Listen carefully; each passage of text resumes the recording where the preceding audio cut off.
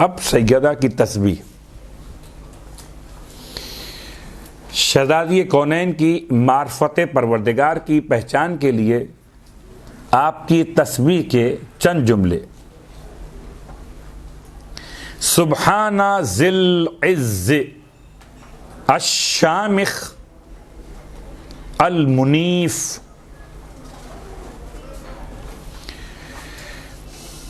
سب سے اہم ترین لفظ سبحان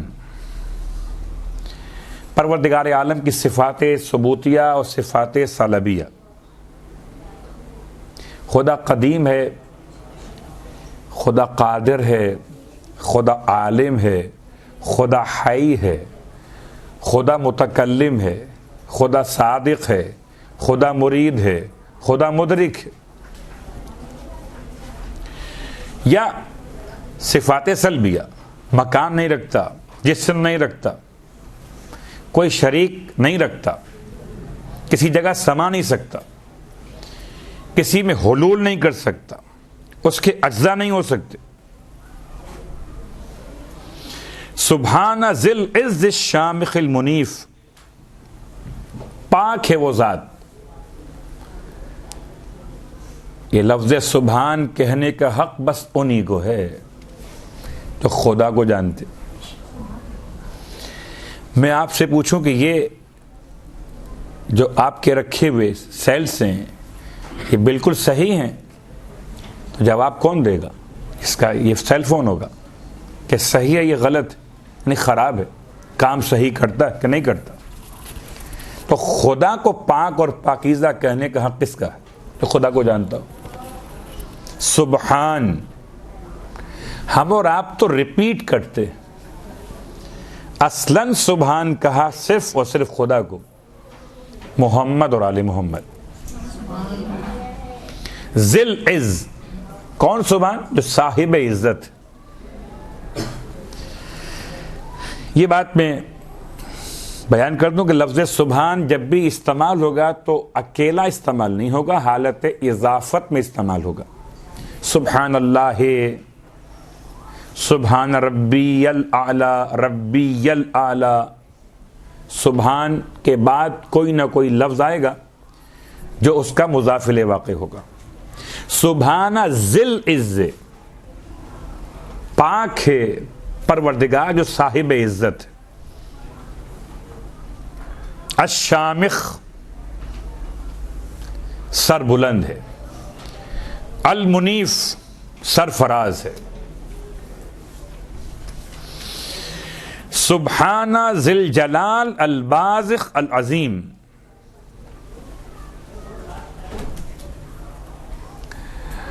ہمارے پاس تو پروردگار عالم کے ناموں میں سے 1000 نام دعائے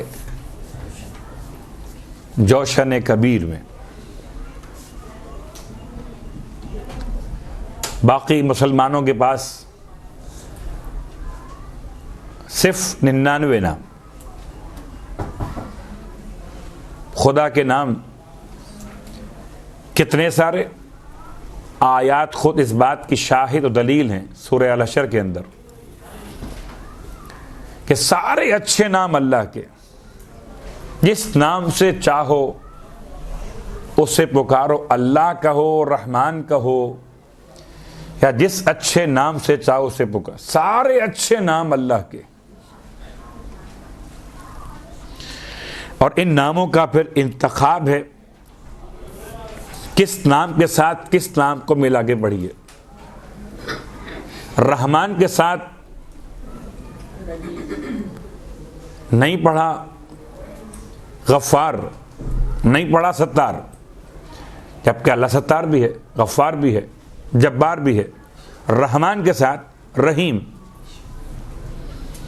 آپ نے استعمال کیا سبحان ذی العز الشامخ المنیف.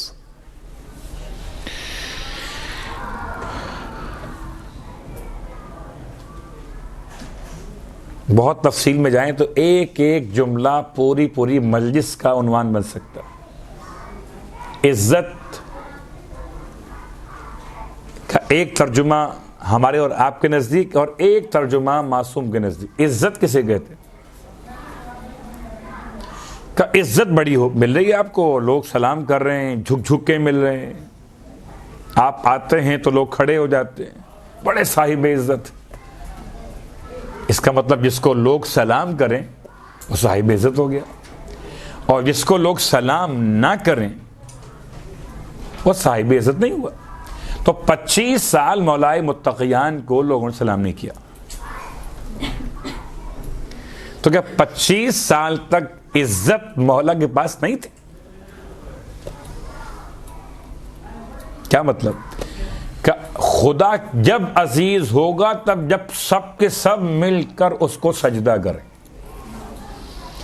اور اگر سب سجدہ نہ کریں تو خدا پہ صاحب عزت نہیں ہوگا. سبحانہ ذل عز, عزت کہتے کسے؟ عزت کہتے ہیں صلابت کو, سختی کو, پختگی کو. کیا مطلب؟ کہ جیسے کسی دیوار میں مثال لیجئے یا کسی لکڑی کے ٹکڑے میں آپ کیل گاڑتے تو لکڑی اس کیل کو جلدی قبول کر لیتی ہے, زیادہ محنت آپ کو نہیں کرنا پڑتی. آپ نے لکڑی میں کیل کو رکھا, اوپر اس کی نوک کو رکھا اور اوپر سے ضرب دی, مارا اسے تو وہ اندر داخل ہو گئے. اس کا مطلب کہ اس لکڑی کے اندر اتنی گنجائش تھی کہ کوئی اس میں داخل ہو سکے, جو اس کا غیر ہو. یہ لکڑی ہے, وہ لوہا ہے. جب آپ دیوار میں آئے تو دیوار نے بڑی مشکل سے قبول کیا, تو لکڑی کے مقابلے میں دیوار میں زیادہ صلاحیت صلابت تھی. آپ لوہے کے اندر آئے, داخل نہیں ہوئی, کیل ٹوٹ گئی, داخل نہیں ہوئی. عزت کہتے ہیں اس صلابت کو اس کے اندر کوئی ایسی کمی موجود نہ ہو, گنجائش نہ ہو کہ کوئی خرابی اس میں داخل ہو سکے. سبحانہ ذل عز, خدا وہ صاحب عزت ہے. الشامخ المنیف, جو سر بلند اور سرفراز ہے. سبحانہ ذل جلال, خدا وہ صاحب جلالت ہے. اب یہاں جلال کا مطلب لوگ سمجھتے ہیں غصے والا, خدا بڑا غصے والا ہے. مولا عباس کا جلال بہت تھا, بچے کا نام رکھا عباس تو وہ بڑا غصہ کرتا ہے, تو رکھا کیوں تھا پھر؟ کہ جی وہ بس اب نام چاہنے بدل دیں, تو پہلے بدلی عقیدہ اپنا. عباس نام صاحب جلال, یہ خدا خود صاحب جلال ہے, مگر جلال اور ہے, غصہ اور ہے. غصے میں خرابی ہو سکتی, جلال خدا کی صفت ہے, اس میں خرابی نہیں ہو سکتی.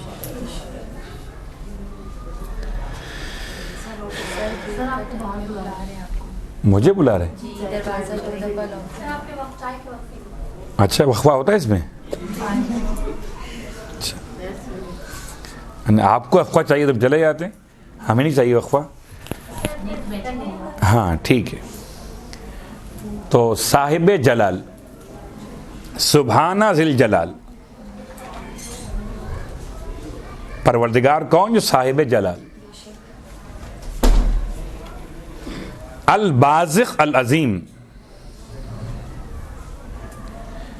ایسا ہے کہ جو بزرگی کا مالک بھی ہے.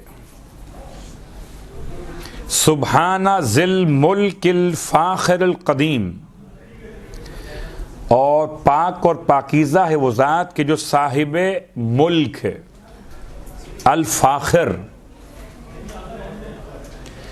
ایک ایک لفظ کی ہم پوری بحث کریں تو پھر میں آپ سے کہتا ہوں کہ بات بہت آگے بڑھ جائے گی. اور ملک, خدا کا ملک, تبارک الذی بیدہ الملک وہو علی کل شیء قدیر, بابرکت ہے وہ ذات جس کے قبضے قدرت میں ملک. وہ اتنا قریب ہے انسانوں سے، اتنا قریب ہے، اس کی معرفت کی بات ہو رہی ہے، اتنا قریب ہے کہ مجھ سے میرا ہر رشتہ دور ہے، مجھ سے میرا ہر عضو بدن دور ہے، وہ مجھ سے قریب ہے۔ بہت مشہور روایت کے دیکھ رہے تھے ابو حنیفہ نماز پڑھ رہے تھے، ہمارے اور آپ کے 7ویں امام علیہ الصلاۃ والسلام،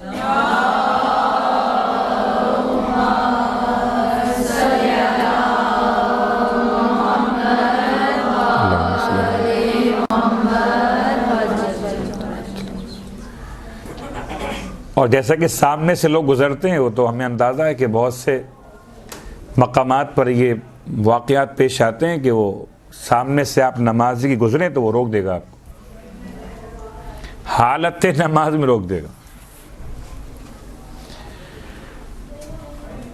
امام کے والد بزرگوار سے انہوں نے شکایت کی کہ آپ کے فرزند نماز پڑھ رہے تھے جبکہ ان کے سامنے لوگ گزر رہے تھے، پر یہ نماز کیسی ہو رہی تھی؟ امام نے بیٹے کو بلا لیا، آپ جواب دیجئے ان کا۔ کیا جواب؟ فرمایا بابا میں اس خدا کی بندگی کر رہا تھا تو میری شرگ حیات سے بھی زیادہ قریب ہے۔ شرگ حیات سے زیادہ قریب ہونے کے معنی کیا ہوتے؟ نحن اقرب الیہ من حبل الورید، سورہ قاف کے یہ آیات کے الفاظ ہیں۔ خدا کہتا ہے ہم زیادہ قریب ہیں تمہاری شرگ حیات سے بھی۔ کتنا قریب ہیں؟ یہ الفاظ نہیں، اقرب، زیادہ قریب، کتنا قریب وضاحت نہیں۔ امام سے پوچھا گیا آپ بتائیے کہ خدا اتنا قریب ہے کہ معنی کیا ہوئے؟ فرمایا سمجھانے کے لیے، غور کرنے کے لیے، یہ 4 ملی ہوئی رگیں کہلاتی ہیں شرگ۔ حبل مانے رسی، ورید مانے رگیں، رگوں کی رسی، یہ ہے حبل الورید، اس سے خدا قریب ہے۔ امام کیا مطلب؟ آپ فرمائیے تم سانس لیتے ہو، آکسیجن تمہارے جاتی ہے پھیپھڑوں تک، تم لقمہ لیتے ہو وہ جاتا ہے تمہارے معدے تک، ان 4 رگوں میں اس کو راستہ کون بتاتا ہے کہ کس نے کہاں جانا ہے؟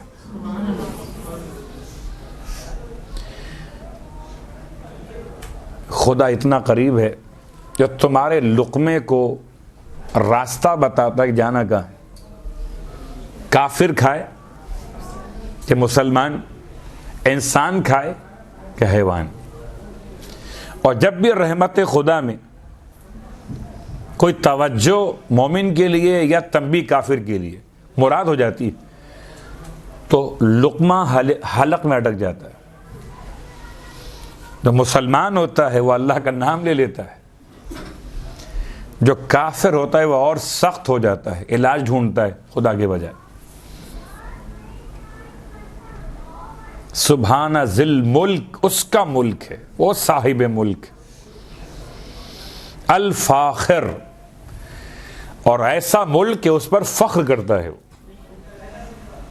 القدیم، اور قدیم کا مطلب ہے کہ خدا ازل سے ہے، اس کا ملک، اس کا فخر ازل سے ہے اور ابد تک رہے گا۔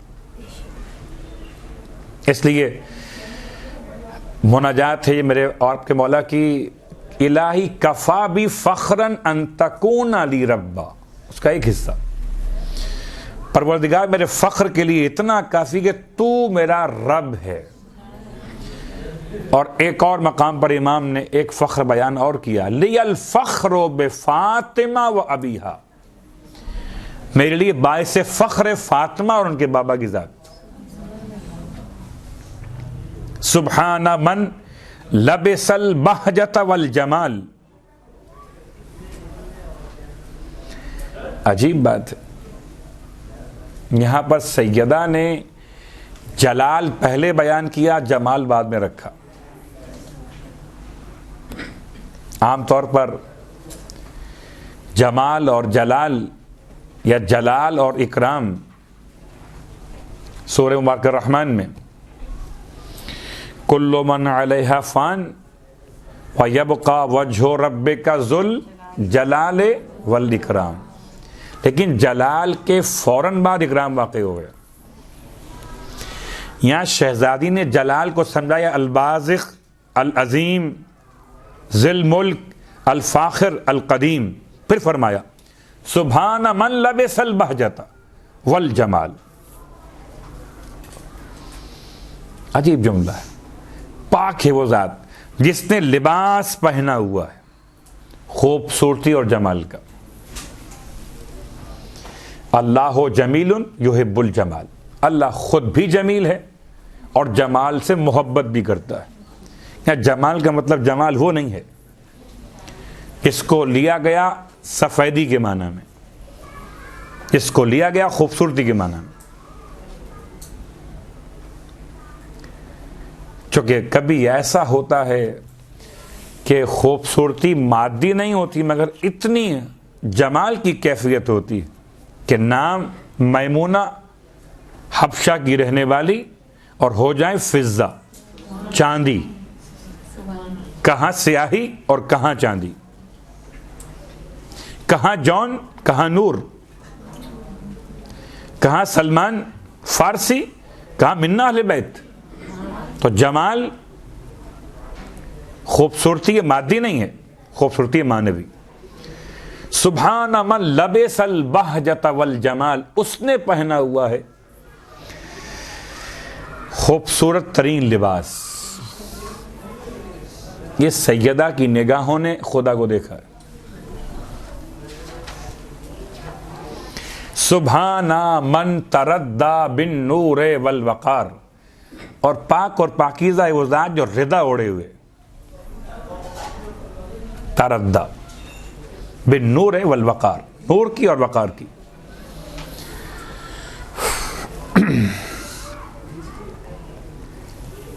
گرچہ ظاہری الفاظ میں انسان کہیں اشتباہ نہ کرے، وسع کرسیہ السماوات والارض، اس کی کرسی بڑی ہے، اتنی بڑی کرسی ہے کہ زمین و آسمان کے احاطہ کیے ہوئے۔ تو کیا اللہ کی کرسی بھی ہے، اس کا عرش بھی ہے، عرش معنی تخت۔ وہ کہتا ہے ابلیس سے کہ تجھے کس چیز نے منع کیا کہ سجدہ کرے؟ اس کو جس کو میں نے اپنے دونوں ہاتھوں سے بنایا تھا۔ تو کیا اس کے ہاتھ بھی ہیں؟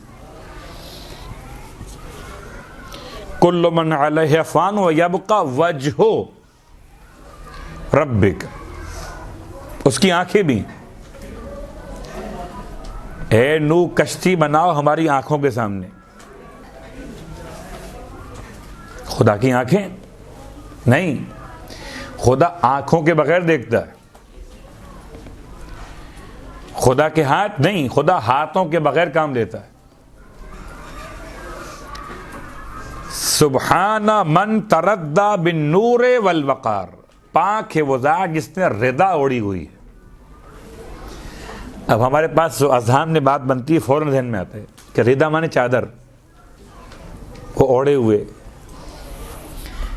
یہ شہزادی اللہ تعالیٰ کو دکھا رہی ہیں، لباس پہنے ہوئے، چادر اوڑے ہوئے۔ یہ الفاظ کے نہ سمجھنے کا مسئلہ ہے۔ جیسے قرآن پڑھ کے لوگ اللہ کی کرسی ڈھونڈتے ہیں اور پھر وہ جب کرسی ان کو مل جائے تو پھر بھول جاتے ہیں کہ آیت الکرسی کیا ہے۔ بالنور والوقار، اس کے لباس دو ہیں، دو چادریں اوڑے ہوئے، ایک نور کا ایک وقار کا۔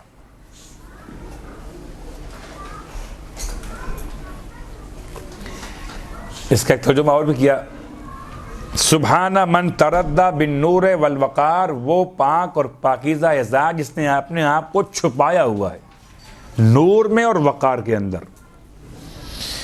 سبحان من یرا اثر النمل علی الصفا یا فی الصفا، پاک ہے وہ ذات جو سخت ترین پتھر پر چیونٹی کے قدموں کا نشان دیکھتا ہے.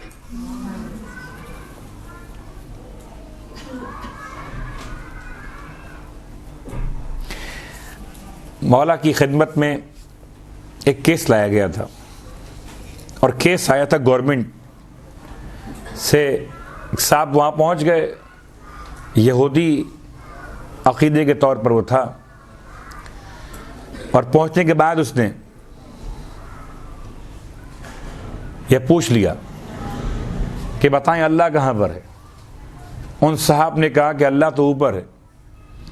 کہا اگر اللہ اوپر ہے تو کہ زمین اللہ سے خالی ہے؟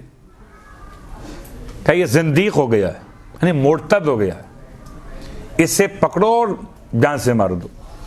وہ جان چھڑا کے بھاگ کے نکلا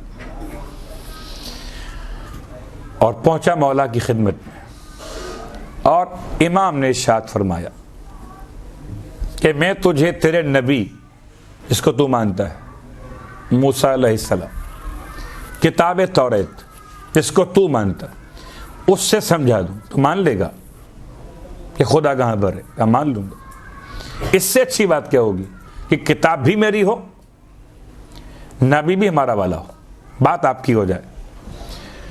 تب امام نے ارشاد فرمایا کہ موسیٰ ابن عمران بیٹھے ہوئے تھے, کتاب توریت کے فصل کا اور باب کا حوالہ دیا کہ اچانک ایک فرشتہ آپ کی خدمت میں آیا, آ کے سلام کیا. آپ نے سلام کا جواب دیا. پوچھا کہاں سے آتے ہو؟ کہا میں آتا ہوں بالکل 7ویں آسمان سے, اللہ کے پاس سے. 7واں آسمان اللہ کے پاس سے آتا ہوں. پھر ایک اور آیا, آ کے سلام کیا. پوچھا کہاں سے آتے ہو؟ کہا 7ویں زمین کی تہ سے آتا ہوں, اللہ کے پاس سے. اب میں کہوں آپ کی خدمت میں کہ اللہ تو آپ کے قدموں کے نیچے بھی رہتا ہے. 7ویں زمین کے نیچے سے آتا ہوں اللہ کے پاس سے. مشرق سے آیا, پھر مغرب سے آیا, شمال سے آیا, جنوب سے آیا. 6 فرشتے آئے, 6 سمتیں, اور 6 کے 6 کہہ رہے تھے کہ ہم اللہ کے پاس سے آ رہے ہیں. اب اللہ کہاں پر؟ موسیٰ ابن عمران علیہ السلام سجدے میں گر گئے. پروردگار تیری ذات اتنی زیادہ احاطہ کیے ہوئے کہ کوئی مکان, کوئی علاقہ تجھ سے خالی نہیں ہے. تو میں نے اس لیے شہزادی کی تسبیح کو سمجھاتے ہوئے بہت سی باتیں اس کے علاوہ بھی آسان کی. سبحان من یرا, سبحان من یرا. آپ سمجھتے ہیں آپ کا عمل اللہ کیسے دیکھے گا؟ چھوٹا سا عمل ہے. پاک ہے وہ ذات جو دیکھتا ہے چیونٹی کے قدموں کے نشان کو جب وہ چلتی ہے سخت پتھر پر.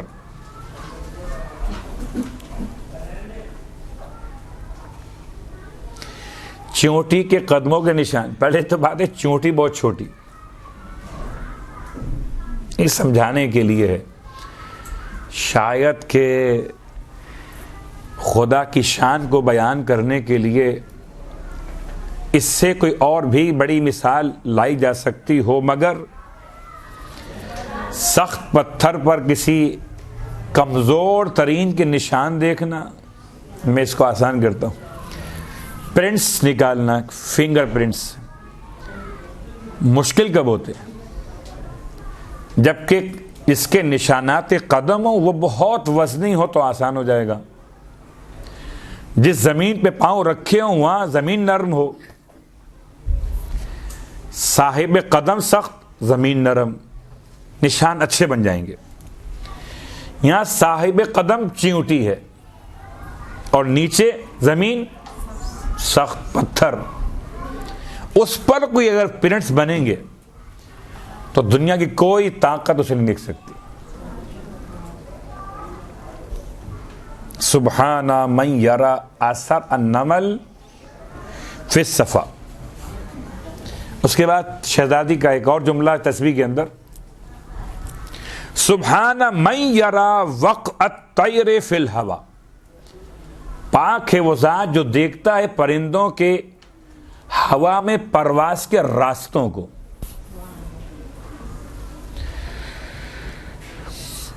شاید فضائی روٹس کیا ہوتے ہیں،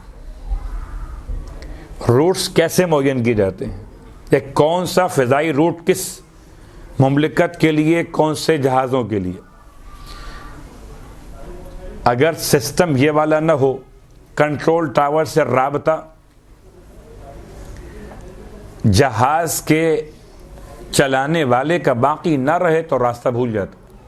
پوری فضا ہے، کہاں جائے گا، کہاں مڑنا ہے.